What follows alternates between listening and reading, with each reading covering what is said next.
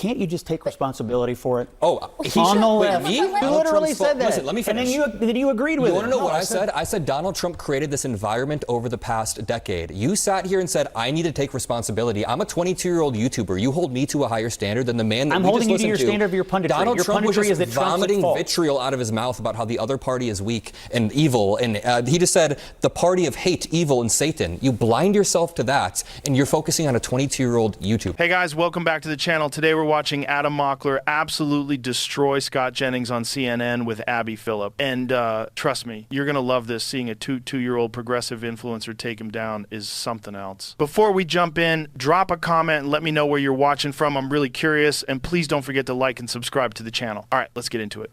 The series of events that took place here, we have to actually be clear about what happened, right?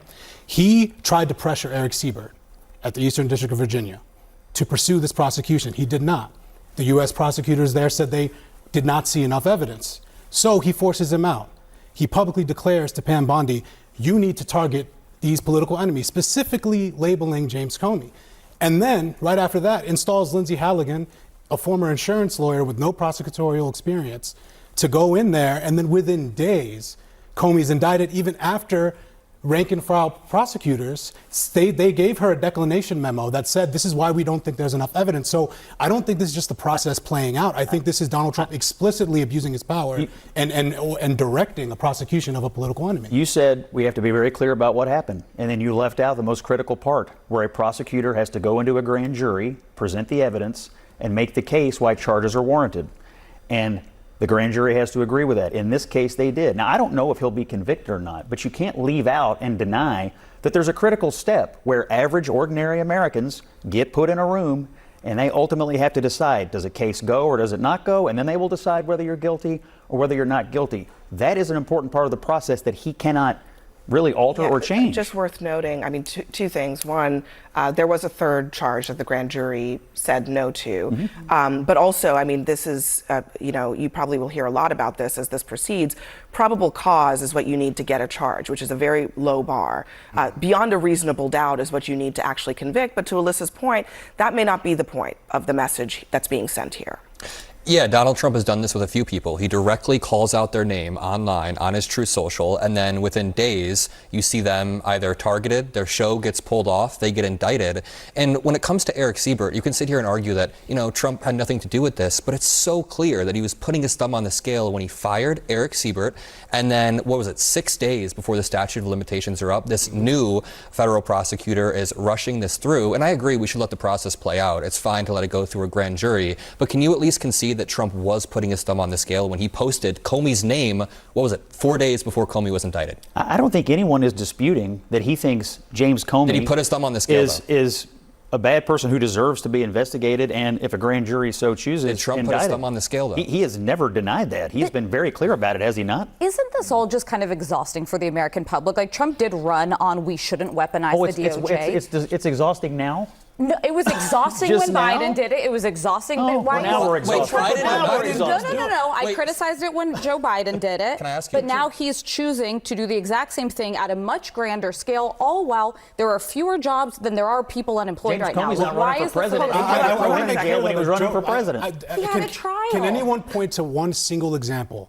of President Joe Biden, privately or publicly, in any documented evidence of our reality, directing his Attorney General Merrick Garland to prosecute his political opponents, let alone protect his own son, who got indicted under his watch? When did what? Show me. He pardoned him. I want to hear. Show me the answer to when did he direct Merrick Garland to prosecute Donald Trump? I want to hear an answer to that. He publicly, in a Politico story, was reported to have been fuming to anyone who would listen that Merrick Garland was not moving fast enough. Did he tell Merrick Garland? He publicly was fuming privately? Is that what you said right there? He's asked for evidence of it. He was in a Politico story there was reporting on it. Did he tell Merrick Garland I don't know what he did. prosecute here we go. these specific people? And by the way, I don't know a living Democrat who thinks look, let's just be honest here. This whole right-wing talking point about, oh, the grand jury agreed so Trump didn't abuse his power is ridiculous. A grand jury isn't some magical shield against political interference. It's a very low threshold. All you need is probable cause, which is way different from proving someone guilty beyond a reasonable doubt. Acting like that proves everything was fair is, in my opinion, deliberately misleading. And let's not forget the bigger picture. Prosecutors on the ground didn't think the evidence was strong enough. That's the part people don't like to talk about. Suddenly, after pressure, new leadership comes in and boom, an indictment drops right before the deadline. To me, that doesn't look like justice just naturally playing out. That looks like someone putting their thumb on the scale. Now, compare that to what we hear about President Biden. Has anyone actually produced evidence of him directing his attorney general to go after political opponents? No. In fact, his own son was indicted while he was president. That's the opposite of protecting your family or weaponizing the DOJ. If Biden were really pulling the strings the way some on the right like to claim, that never would have happened. This whole both sides do it argument is just lazy. There's a massive difference between being frustrated with how slow the system moves, which is normal for any president, and actually naming your political enemies, putting them on blast publicly, and then watching the justice system bend to your will days later. That's not accountability. In my opinion, that's authoritarian behavior dressed up as law and order. And honestly, it's exhausting. Americans don't want leaders who use prosecutions as campaign stunts. They want fairness, they want consistency, and they want the justice system to be free from political games. Pretending otherwise just feeds division and distracts from real issues that actually affect people's lives. So are you suggesting that because Joe Biden was angry about something but didn't express it to Merrick Garland, that constitutes You don't know pressure whether on he Merrick did or he Garland? didn't, but I know it was put in a story. But do you know? This is what you guys just said. He says things out I mean, loud. Scott- Joe Scott. Biden said things out Scott, loud or had it I think reported in a Politico I think so it's a people really would hear simple it. factual issue here with this idea that Democrats, Joe Biden did this to Trump.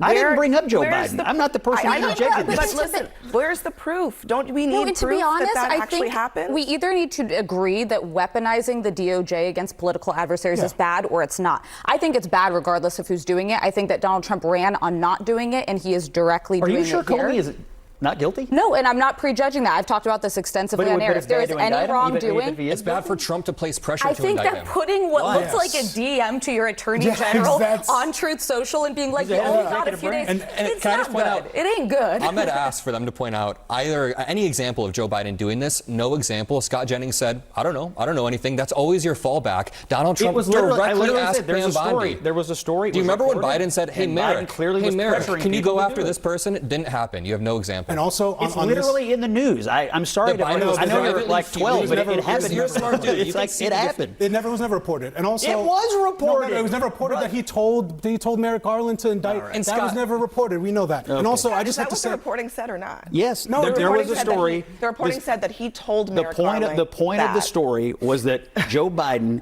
was mad and he was angry, and the point of the story was that it would get out so that they would feel pressure to move on it. Wait, and he told who?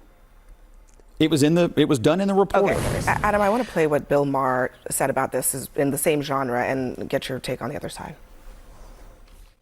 The Democrats definitely need an outsider. To me, the Democratic Party is a ghost brand. And if you could have somebody take it over who's not sentimental about that company and, relaunch it, rebrand it, but it would have to be somebody who is unapologetic about calling them out. People have lost faith in the Democratic Party for very good reasons.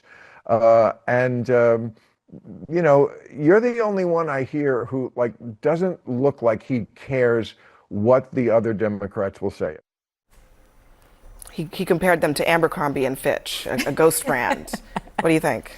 I think that, he's right that we need more unapologetic Democrats, but it's more than that. The Democratic brand is two things right now. It's a lot of things, but it's both risk averse and it's very, very finger waggy. So all of our politicians are incredibly risk averse. So they're not out there taking risks or trying to do new things. They're playing it very, very safe. Even as much as I love Kamala Harris and I thought she did well on her campaign, she was very risk averse during all of that. But on the other side of that, while they're being risk averse, they're also just purity testing everybody and finger wagging them. I'm a young dude. I like a little bit of edge in my politicians. I think most young dudes like an edgy politician, not somebody who's out there being, super scripted and tested and everything. So all this comes together to create an environment where I had a young friend the other day who's pretty liberal say that the Democratic Party feels quote unquote suffocating at times, and I think that's a good way to put It's it. that and academic. A lot of times, the simplicity is missing in the message. Donald Trump is being accused of inciting violence after his warning to Democrats. This in response to the new developments in the deadly attack at an ICE facility. The radical left is causing the problem. They're out of control. They're saying things, and they're really dumb people. I mean, I look at Crockett. I look at some of these people. They're very low IQ people, actually. But the radical left is causing this problem, not the right, the radical left. And it's going to get worse, and ultimately it's going to go back on them. I mean, bad things happen when they play these games. And I'll give you a little clue. The right is a lot tougher than the left. But the right's not doing this. They're not doing it, and they better not get them energized. That was an odd thing to say. I mean, in this moment, the point about the kind of anti-ICE nature of the shooting is taken, right? We know that. But then for him to say it might come back to them, I'm not sure that that is what's right here. Yeah, I'm pretty tired of conservatives gaslighting about the current political environment and Donald Trump's rhetoric when all of this escalation can be traced back to his entrance into American politics. His claim to fame was saying that Obama wasn't born in America. He was the first presidential candidate to have his crowd chant, "Lock her up," about a political opponent. You can bring up the insurrection. Even in the past few weeks, my home city of Chicago, he posted a photo of Chicago being invaded by the Department of War. So the broader point here is Donald Trump endlessly deflects and tries to blame it on the other side when he is the one responsible for amping up the tension in America. And I've spent all of my formative years throughout high school, throughout college, looking to the president, who I'm supposed to be able to look up to, and seeing somebody who's trying to place blame on the left, who's amping up the rhetoric constantly, and yeah, it's not good. I really like what Adam Mockler said here because it cuts through so much of the noise. He pointed out something that doesn't get talked about enough. Conservatives love to flip the script and pretend they're just reacting to the other side, when in reality, they've been fueling this escalation for years. And in my opinion, that constant deflection is the real gaslighting. Adam highlighted how damaging that rhetoric can be, not just for politics, but for people growing up in this environment. Imagine spending your high school and college years watching leaders who are supposed to represent stability instead choose to constantly blame, constantly escalate, and constantly paint the other side as the enemy. That shapes how an entire generation sees politics. It creates cynicism and burnout instead of hope and problem solving. And honestly, I think he's right that the responsibility isn't being shared equally. The right wing has leaned heavily into outrage politics, and they continue to double down on it. Every time something goes wrong, it's always about pointing the finger elsewhere, never about accountability. That might play well on cable news, but for everyday people, it's exhausting. So when Adam says it's not good, that's an understatement. It's corrosive. It poisons the way young people view democracy. And in my opinion, it makes it harder to have any kind of honest conversation about real issues. That's why I think his perspective here is so valuable. It's a reminder that leadership should set an example, not just feed the blame machine. You think it's Donald Trump's fault that a deranged leftist climbed up to the top of a building and shot up the ICE facility, not once now, but twice in Texas? I think it's Donald Trump's fault that America has gotten to this heated place. I think that No that responsibility for the radicalization on the left that's causing this violent That outburst. 29-year-old is radicalized by online communities and online algorithms. I'm not going to blame that Did you read his directly on note? Trump, but he was caught in a lot of online video game algorithms and all these communities. Donald Trump, But it's Trump's 10 fault. years ago, Donald Trump amped up the tension in America. It's So he ran obvious. 10 years ago, and this guy then 10 years later, somehow you're connecting.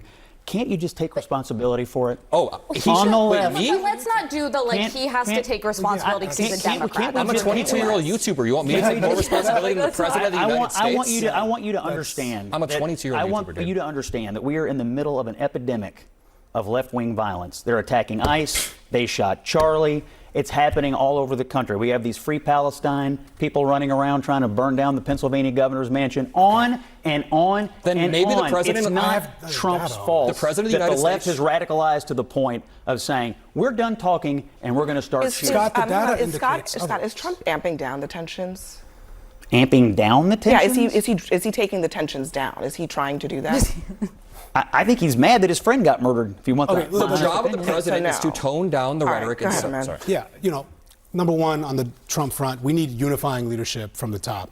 You didn't hear Obama, Dylan Roof shot up a black church. He's saying Amazing Grace. He didn't say, I will go after my enemies, number one. Number two, we see the data indicates otherwise. There is left-wing violence. Right-wing violence, the Cato Institute, far from some far left liberal bastion, said 63% of the murders from political terrorism between 1975 and September 11, 2025 was from the right, right? The second below that is jihadists at 23%. So the data doesn't, and also the DOJ scrubbed the website that said more of the violence comes from the right. And again, I actually don't want to get into the game of blaming, because I actually agree with Adam's take from the other night, where he talked about the acceleration of radicalization online. There's a broader problem with young men, incel culture that's going on here. That's not just like, obviously we need our political leaders to be more representative of like positive masculinity and of not just blaming the other side. I mean, every time there's an instance of violence, saying, you know what? I'm going to prosecute Soros now. Next up, that's not the way to do it. So I think Adam's right. It comes from the top down. And I think at the same time. So now we have two people here who are saying it's Donald Trump's fault Scott, no, that someone shot up an ICE facility. Nobody is saying that. You literally said that. Listen, let me finish. And then you agreed with it. You want to know what I said? I said Donald Trump created this environment over the past decade. You sat here and said, I need to take responsibility. I'm a 22-year-old YouTuber. You hold me to a higher standard than the man that I'm we holding just you to listened your standard of your punditry. Donald Your Trump was punditry just is that Trump's at vomiting fault. vitriol out of his mouth about how the other party is weak and evil. And he just said the party of hate, evil, and Satan. You blind yourself to that, and you're. I've got to say, I think Adam absolutely nailed it here again. He's pointing out something really important, that the responsibility for the tone of our politics doesn't start with some random two-year-old creator online. It starts from the top down. Leaders should be modeling positive masculinity, accountability, and actual solutions, not just deflecting blame or attacking the other side every time something bad happens. And Adam is right to push back when people try to shift the blame onto young voices instead of holding powerful figures accountable for the rhetoric they constantly put out. If someone with a massive platform is spewing hostility and calling the other side evil or satanic, then in my opinion, that's the real issue. Why are we holding a YouTuber to a higher standard than the people actually in charge of leading the country? Adam's point cuts through the noise. The culture we live in has been shaped by the leadership we've had for the last decade, and that matters way more than pretending this is about some kid making videos online. But what do you think? Do you agree with Adam's perspective here? Drop your thoughts down in the comments, hit like if you found this breakdown helpful, and don't forget to subscribe. I'll see you in the next one.